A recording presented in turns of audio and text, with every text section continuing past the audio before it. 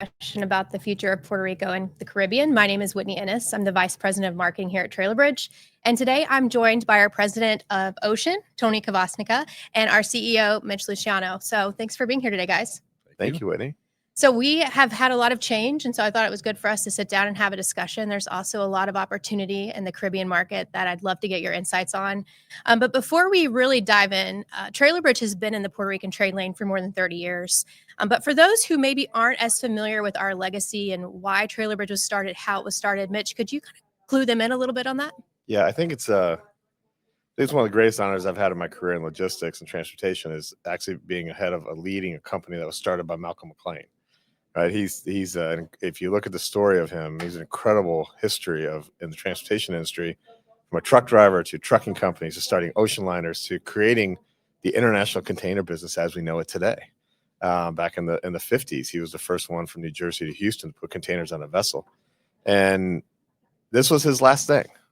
And so he loved Puerto Rico, and he created this opportunity of moving 53-foot trailers.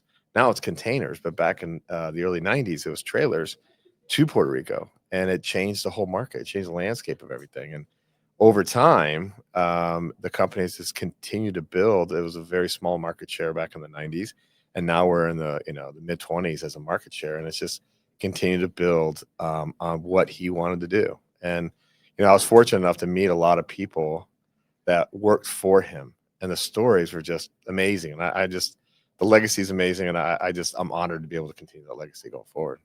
It is exciting to hear about it, and even to know people who were at Trailer Bridge when the company was founded and that were a part of that story, to kind of hear them talk about it is something that I've really enjoyed. And we're unique in the trade lane. So the barges are the Ro-Ro and Lolo barges, which gives us a unique advantage in serving the island. We recently announced the sale of Trailer Bridge Logistics Division. And so that was part of the innovation of our growth as a company, was kind of to expand markets. And then we've given the opportunity for that group to go on. How does the sale of the logistics division impact the asset side of our organization and the business structure, if any? Does it impact the asset side? As little to zero impact on the asset side. We did have a unique relationship between our two divisions and working together and creating new opportunities throughout the U.S. And a lot of it was maybe West Coast stuff or apples out of Washington, right? It was unique in how the two groups work together. These are things that we're going to continue to do on the asset side. With the sale of logistics to one of our largest customers on the ocean side, ATS, it's a relationship we've had for 30 years with them. So that relationship's still going to continue. And I'm excited to see where it can go from here. I still talk to my logistics people every day, and so they're very excited about the opportunity they have. But from our piece of the business, from the ocean side, it will have zero impact on the product that we move to Puerto Rico and move from Puerto Rico. That's great news, and I think that's probably, for those that are watching that are customers or future customers, I'm sure that's a level of confidence that they've probably wanted, because it can be uncertain when change is announced, and we certainly want them to feel confident in what we're doing. But we have a lot of teams, we have our owner operators, we have assets that are going to continue to provide that domestic service. Tony, you were named president of Ocean back in April this year. Yeah. Congratulations. Thank you. We were excited to make that announcement. Puerto Rico has been said to be the foundation of our company. It's certainly a part of our legacy, as Mitch had mentioned. What do you see for the future of our ocean division? I see growth and strength with all the climate and the nearshoring and reshoring products going on. Manufacturing is going to get strong in Puerto Rico, and that's going to boost the trade lane for all the carriers that are Jones Act. You have a unique background, and you know a little bit about everything, but you are a former Coast Guard. You served in the Coast Guard, and you have a lot of knowledge. And you've been working on the barges. Can you tell us a little bit about your maybe background and how leading up to this role? Yeah. How far back are you going to go? We're not going that far back. So the Coast Guard was my lead into the maritime industry, and then everything else throughout life led me to the skill set that I have that brought me to Trailer Bridge and maintaining the assets and stuff. So, how far do you want me to go? I think what's interesting for me, and what I think customers should know, is that when you are actually out at the barge on a regular basis, making sure that our assets stay in tip-top shape so that their cargo can safely be transported. And you're very close with all of your teams and making sure that stays in. Well, my experiences also give me the insight to be adaptive to our customers as well.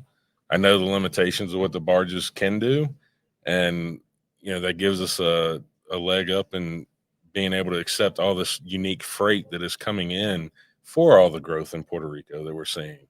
A ship is very constrained, where we're kind of like a open book. If we can do it, we're going to do it, just to provide that service.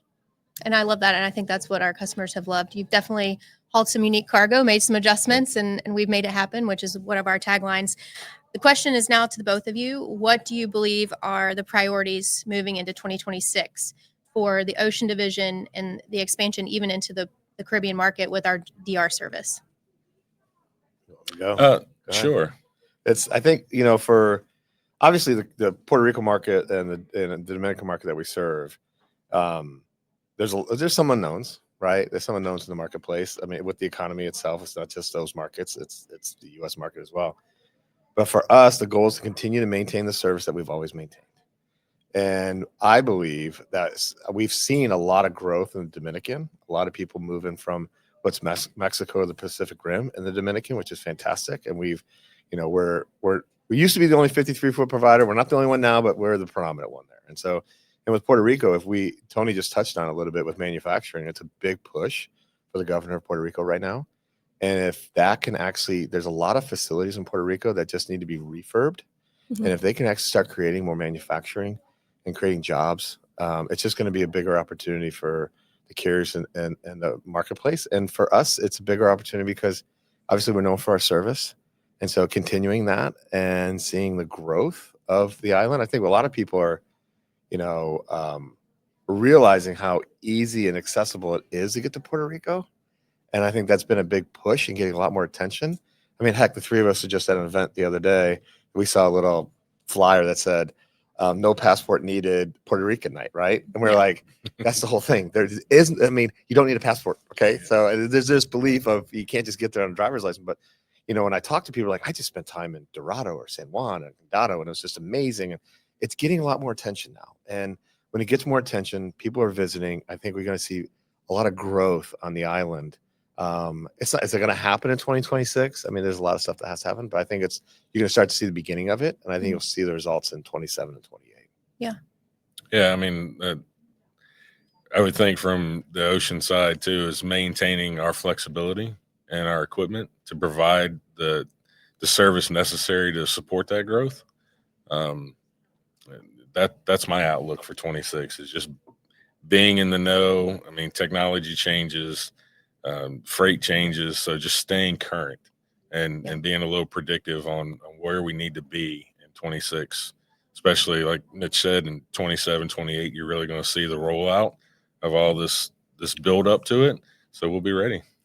Because in the industry, no matter what trade lane we're talking about, flexibility has been key. A company's ability to adapt to the market changes has been, I think, one of the things that have made people successful. And the people who haven't been able to do that, we've seen kind of come off the map.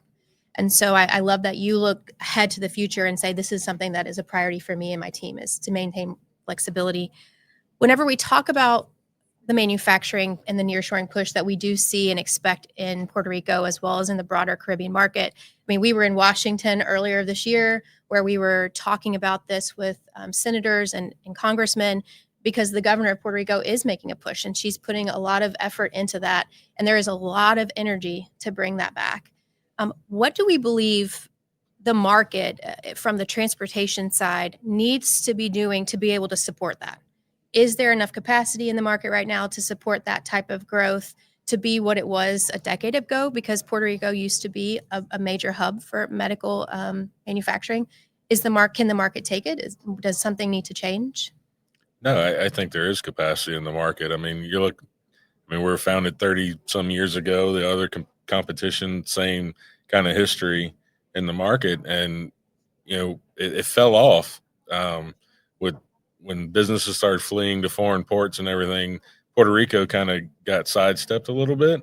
And then COVID showed that, hey, having everything based halfway across the world is not a good idea. So that's been the driving impact from what I see for like the Dominican market, Puerto Rico, and I do believe there's plenty of capacity to handle it. From what we can add to that, I mean, it's just staying in communication with the businesses and stuff like that, and being proactive with government, like you say, the DC trip, making sure that message is communicated to the people that can make the change. Yeah.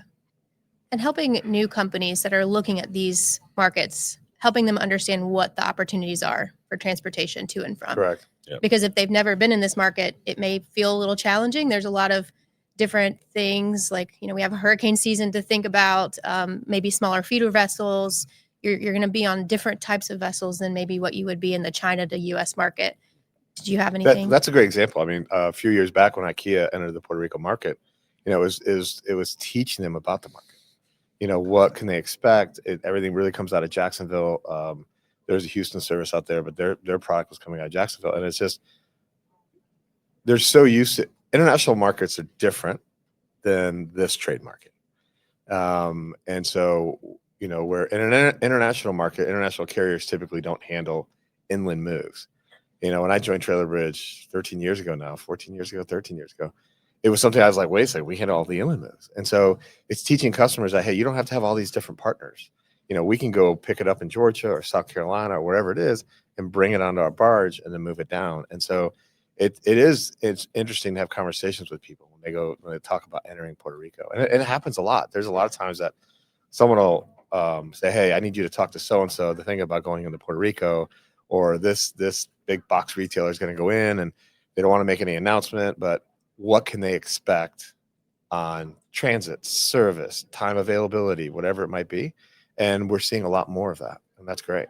And I think that's where having a team in Puerto Rico, but also having a team based here in Jacksonville helps those conversations. Yep. Because we have on the ground knowledge, day-to-day knowledge, but also we have teams here as well as sales team that is across the region and down in the Caribbean market.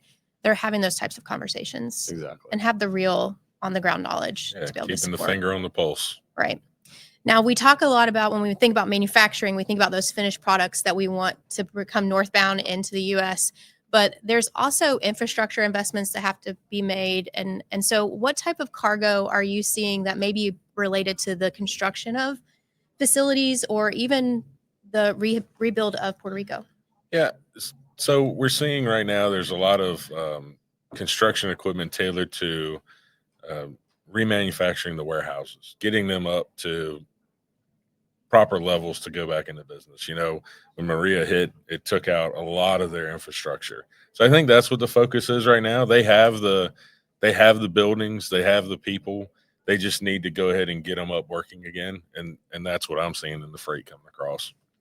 The energy supply in Puerto Rico and the energy grid is always a topic of discussion. And I think that's been one of the things that may hold people back when they start thinking about taking their manufacturing facility onto the island. But from what we can see, there's a lot of investment going into that. And there's a lot of different types of projects. Solar has been something that keeps coming across our desk. I don't know if you want to add or talk about that a little bit.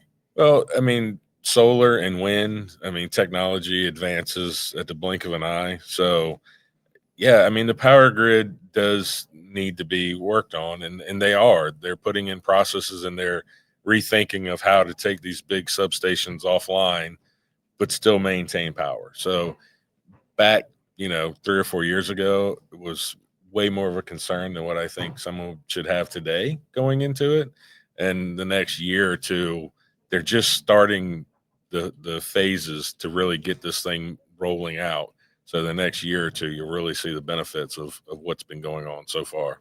There have definitely been some interesting projects come across our desk. It recently. has. We have definitely, pushed our limits on engineering and stuff to handle these things, but it's working great. And not just on our Ro-Ro barge, our Lolo barge. You've gotten a lot of barge charter requests, which people may not know, but we do offer that as a service. Yes, we do have a 5th barge that we can charter out for these special projects that can There's not many 400 by 100 foot barges in the market that can handle what we're built to do. Yeah. Well, when we talk about it being a unique trade lane, when we think about Puerto Rico and the Caribbean, definitely one of the differentiators is that it is a Jones Act trade lane. Yeah. And so, Mitch, could I ask you to help define the Jones Act for someone who doesn't know, like what it is? What does that lane look like? To simplify it as much as I can, is the Jones Act. Any movement between any U.S. port to U.S. port must have a U.S. built vessel or a barge of some kind. It must have if for us for tugs, U.S. built tug, and then it has to have U.S. crew on it. And it's I think it was 1920 the Jones Act was put into place, and it's really for honestly for war purposes, to allow the U.S. to be able to, in the event of war, to secure equipment, and also to help the shipyards, our own shipyards here in the U.S.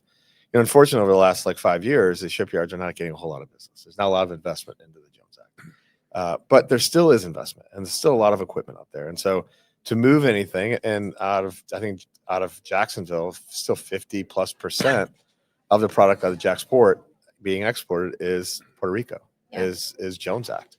And so the Jones Act has always been an interesting topic for Puerto Rico.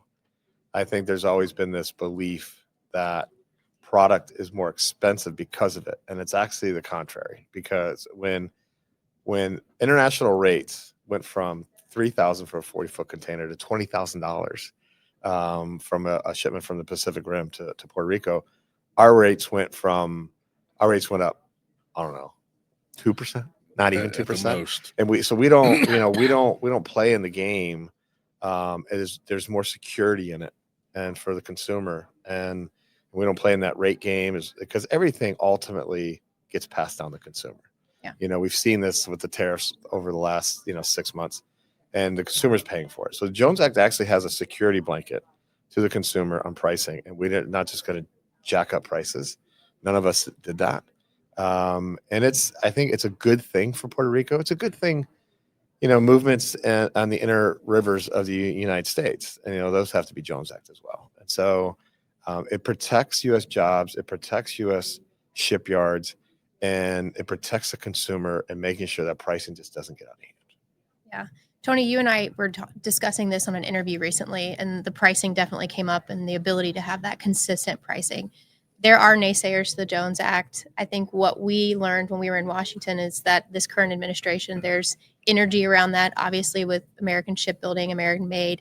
What are your thoughts on the Jones Act? I mean, it brings stability, just like Mitch was saying. You're not subject to the international market.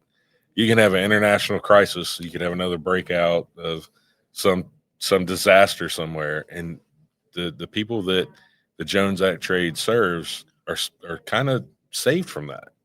You just don't see it, and it really helps out our national security too. Yeah. We know everybody moving in the ports, and we know the boats and stuff like that. So it's definitely a security blanket for everybody involved in it. So we are sitting out on the floor of our corporate office. Yeah, thank you. You're welcome. I'm sorry I threw that on you guys at last minute, but what I love about being here, especially with us talking about Puerto Rico and our ocean service, is we're on the floor next to the men and women who are talking to our customers, who are handling the paperwork, the documentation, that are ensuring that our customers are taken care of. And I think we owe them a lot of credit, because and this is consistent reports, but in our most recent customer survey, and these numbers are consistently over year, more than 87% of respondents, our customers, said they think TB's communication is exceptional.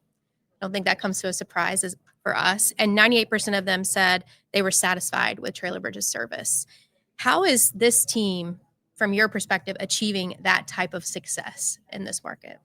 I think, I've talked about this a lot. The number one thing is they care. I think that maybe not every morning everyone loves going to work, but for the most part, you want a job that you wake up in the morning and you're excited about going into work. And when you care about something you do, it comes across. You're talking on the phone, you're responding in an email, you're paying attention to what the customer wanted. we're unique in a little bit that, customers make one phone call, they get the same person all the time. So the person gets to know their business. We get to know the customer or the vendor. And we talk about it here at Trailer Bridge a lot, is there is love in this building. There's love for each other, respect for each other. There's a massive diversity inside of Trailer Bridge. And we've all taken the time to actually learn each other, the backgrounds that we have. And I think that goes a long way. I think I always joke that, when you make a phone call to your local utility or credit card, and you can immediately tell whether that person likes their job or not. Yeah. And I think that when I walk around the floor and I hear people talking on the phone, I sense their passion. And I believe, and maybe they'll tell me I'm wrong, as some of them are probably listening to me right now. I believe they love what they do. Our tenure for employees is amazing. Turnover rate is incredibly low, and there's a reason for that. They hang out outside of work. I love coming in on Monday morning and I hear the stories about on Saturday, so-and-so and so-and-so and I went out and did this. I'm like, that makes me so happy. They carry us, not just about work, it's about family, and they carry it with them. And I think that just resonates to the customers and our vendors, and they sense it and makes them happy, and we make their job easy. If you just solve the problems for the customer and make their job easy, they're going to like you. That's how it is. If I call something, I want something taken care of, it gets taken care of, I'm kind of happy about it. Yeah. So it's easy. I always love getting our customer survey response back, because from a marketing perspective, I know that people typically only write something in the comment section when they're mad or angry. Right. But what we see is the majority of people who respond are dropping compliments and name dropping first and last names of the people that are working with them. And that is really a testament to the work that they're doing every day to support. And so I always get happy whenever we get to share that information and cheer for them at the town hall and put names on screens. Now, when you took over as president earlier this year, I would say over the past 6 months, you and the team have really worked to improve processes and find ways to make it easier for our customers to do business with us. How has that been for you? I mean, it really has been easy. I mean, because we are such a close-knit group of people and we're here in the office, there's not a moment that goes by that somebody has an issue. They can't walk to, the other department and get it straight. I mean, in a matter of seconds, we can pull all groups together and figure out a solution to the customer's problem. And that's what we're here to do, is provide exceptional service. And it's been easy. We've got some really good talent here, kind of taking the reins and going with it. So has there been something since you've started or since you took over as the president of the division that has stood out as something that you're just really proud of? I'm really proud of the thought process that everybody has come together when we have these situations. And like I said, within minutes, we have a solution, whether it's a solution for Trailer Bridge or the customer. I mean, we don't need a lot of time or a lot of overhead to go through to figure out where we need to be that's best for us and the service we provide. Yeah. So that's been that's been the greatest part of this. Well, I'm excited to hear that. We talked a little bit about the Dominican Republic. We've seen that service grow for us in the past year. How do you see that growing, or what are your expectations for that moving into the new year? I mean, I see continued growth. I mean, I go down there quite a bit and meet with the team we have in place down there, meet with the customers, and you can see the development. Dominican Republic their leadership has got a hunger for growth, and they're supporting it, 100%. So it's going to be it already is a big hub for manufacturing, and I see it just continuing. They have a lot of things in play on that island that when they come to fruition, they're really going to be stellar at what they do. Now, these are long-term plans, right? I mean, yes, we're looking at this. This is not stuff that's happening tomorrow. It's stuff that's happening next year. A couple years down the road to well into the future. Yeah, it's stable down there. They have the people and they have the drive. And like I said, COVID taught everybody a major lesson and how being centralized so far away from the U.S. hurt their ability to serve their customers. So DR is a very good hub for that. And, one of the things I don't think we touched on a ton is the benefit of the 53-foot container whenever you think about manufacturing, bringing goods northbound. Maybe you could expand on that a little bit. Well, I mean, 53, the standard in the market is a 40-foot. All your international trade is based on a 40-foot container. So you have a 53, and a lot of the freight that's being manufactured is light. So you're gonna cube out before you weigh out. You know, a lot of the input goods into these manufacturing plants are heavy, so they're more suited for the 40-foot container. Your paper rolls and your resins and stuff like that. But the finished product is much more fitted for a 53. They can move a lot more volume. It's cheaper on them. That's the predominant factor of a 53. And we were talking about it a little bit with our vice president of sales, Kyle Jones, yesterday, just about, when you're able to have less container moves, there's a lot of cost savings that come into that, not just in the ocean freight part of it, but also the customs clearance, the fees, documentation that goes into that, all the work that goes into moving one box. Yeah, it's the same cost to move a 40 as it is a 53. So why not move a little bit more cargo? Yeah, move more cargo for the same buck. So. Yeah. Well, I have one more question for our speakers today, but I want to let our audience know that we will be taking questions. So if you have a question for Mitch or Tony, please feel free to drop that into the chat and we'll take those. I think we have time for a few more. Yeah. But selfishly, I do have my last question that I would like to ask. And as we prepare to wrap up and take audience questions, what would you want our customers or our future customers to know as they walk away from this conversation? You're looking at me, huh? I think that, anytime a company goes through a transition, and obviously with the recent sale of our logistics division, there's a lot of speculation of a lot of different things out there. And the speculation is all wrong. The ocean side's been, incredibly stable. Obviously, we had our challenges back in the late, like around 2010 and 11. But since around 2015, Trailer Bridge has really done an incredible job of building a strong financial base and strong customer service base. And that's going to continue. That is, there's legacy here now. And I'm going to make sure, and our team is going to make sure that we continue to provide the service we've been providing for the last 10 years. And we're going to continue to expand where we can expand into the Puerto Rican market and the DR market. And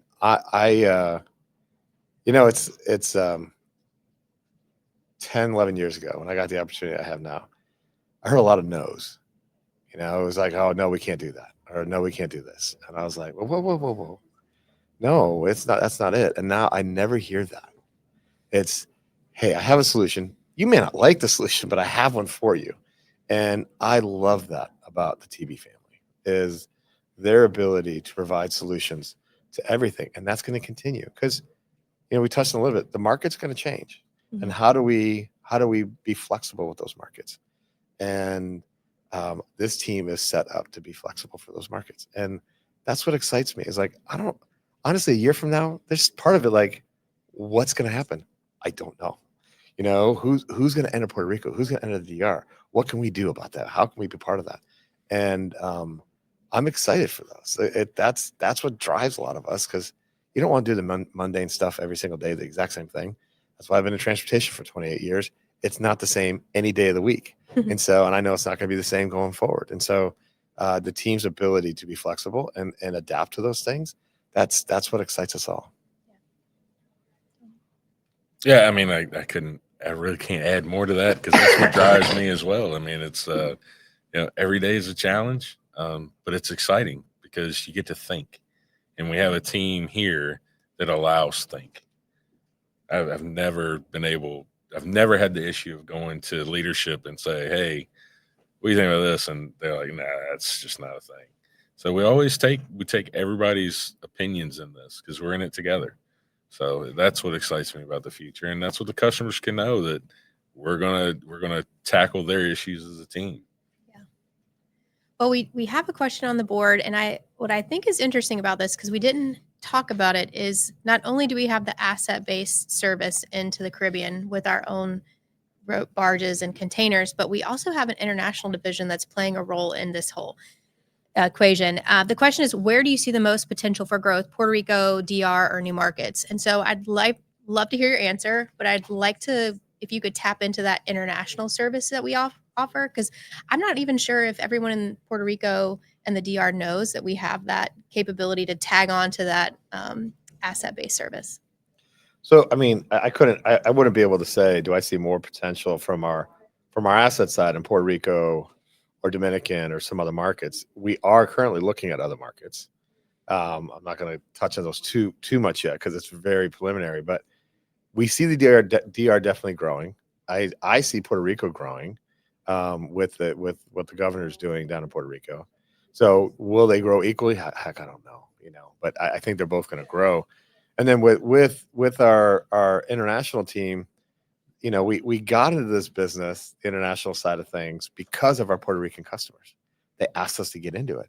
And then it's just expanded from not just our Puerto Rico customers, but I think it represents maybe close to half of our total business.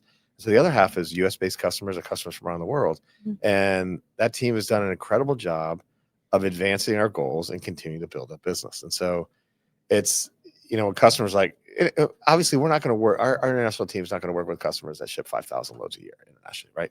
But it's those customers that we have that ship 50, 100, 200, 300, and they're a perfect fit. And they're like, oh, so I still get to work with Trailer Bridge. Yeah. And the service is exact same. And so the high level of service, whether it's our international team, our government team, or our ocean team, the service is impeccable. And they don't see a difference. They see us as one because we are one. Yep. And we all sit here in one building now. And it makes a big difference. And so, all these groups have done a fantastic job, and we're going to continue to see growth going forward in all the markets that we participate in. Yeah. Anything to add there? Yeah, I don't. You don't an have expert to. at answering these. I mean, he's in it. And that's the other thing too, is, with all this growth and stuff, like I said, I'm sitting here with the CEO of Trailer Bridge, and we get to have these discussions. So that drives our growth. And we invite discussions like this with our customers. Oh, absolutely. We like to sit at the table. It is. It's a great event to go to Puerto Rico and we have customer night or something like that and meet everybody and shake their hand. And one day you get a phone call from them and you're like, wow, they remembered me that much. Yeah. So that's pretty impressive. You mentioned the being prepared for the growth of Puerto Rico, and whether it's the more growth is Puerto Rico or the DR. But I think when we look at Puerto Rico specifically, we are set up for the next, 20 years? Easily. I mean, we have great relationships, not only with the Port Authority here in Jacksonville, but the Port Authority in San Juan. Rebuilding a terminal. We're rebuilding a terminal. We have mirrored leases, which was a really exciting moment whenever I first started, was the first lease down in Puerto Rico. So the future is bright. It is. Absolutely. And because of the people that are sitting on the floor with us today, also because of your leadership. So I thank you on behalf of all of us. I'd like to thank all of you for watching. Thank you to our customers who have trusted us with your freight. We love being a part of the Puerto Rican culture and being a part of the story of your island and what's happening, and looking forward to growing more in the DR and even beyond in the Caribbean. So thank you for being here. If you would like to ask more questions of these two, please feel free to continue to drop those in. We have our blog where we post a lot of different information. We recently posted a new blog about Puerto Rico. We have one coming soon about manufacturing in the Caribbean, and we'd love for you to take a look at that. For now, we will be around. And so if you want to talk to either one of those, feel free to reach out and we'll get you guys connected. Thanks for being with us today. Thank you, Whitney. Thanks, Whitney.